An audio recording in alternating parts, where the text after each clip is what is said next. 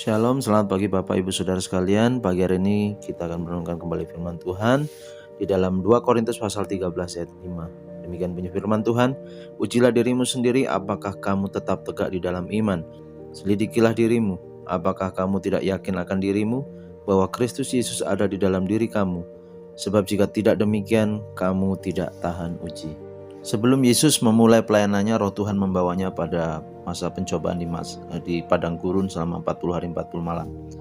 Pencobaan Yesus menunjukkan masa di padang gurun bangsa Israel kuno, dan situasi itu merupakan terobosan yang sangat baik untuk mengurai sifat pencobaan dalam Alkitab.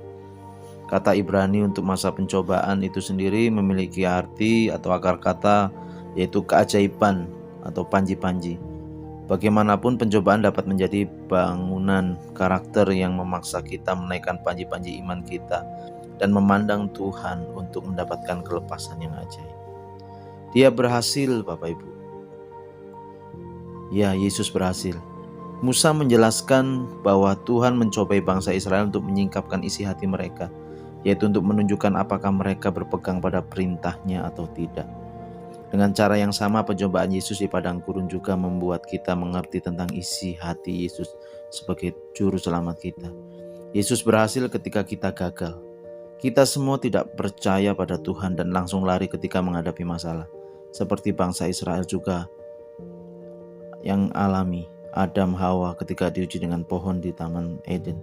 Yesus berhasil bukan supaya dia dapat mengajar kita atau menjentikan jarinya di depan muka kita, tetapi untuk menebus dan menyelamatkan kita dengan kasih.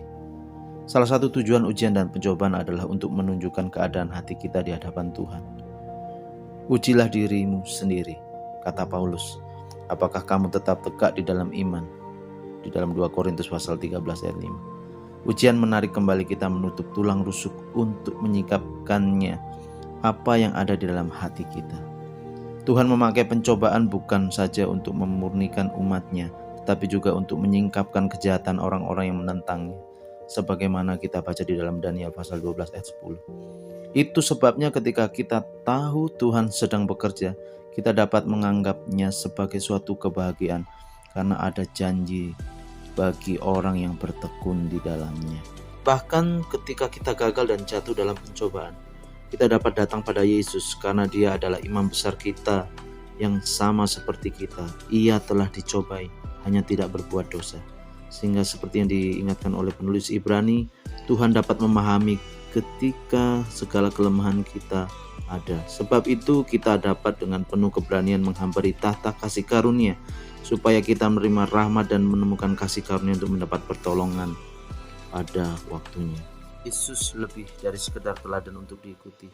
Dia adalah juru selamat untuk dipercayai. Yesus sudah melalui pencobaan dengan sempurna, mengasihi Bapa dengan segenap hati, jiwa, akal budi, dan kekuatan.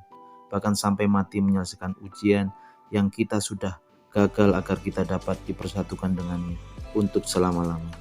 Dengan kuasa Roh-Nya, Dia sekarang membentuk dan mengubah hidup kita, juga melalui pencobaan dan penderitaan, agar kita menjadi orang yang mengasihi dan mempercayai Tuhan dengan sempurna.